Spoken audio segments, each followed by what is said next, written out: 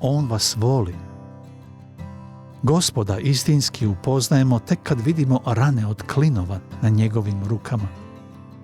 Te će ožiljke nositi kroz večnost i oni će isticati njegovu neporočnost. On te voli, dragi prijatelju. Zato je prava tragedija ne poznavati ga. I znajte, Bog ima lek za svaki greh, sem jednog, sem ovog, ne upoznati ga. Kada okrenemo leđa Isusu Hristu, okrenuli smo leđa ljubavi.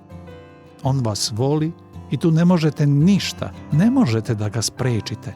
Zato je i umro pre 20 vekova, da bi vas spasao. Jeste li ikada prihvatili njega, poverovali ga? Da li ga poznajete kao spasitelja?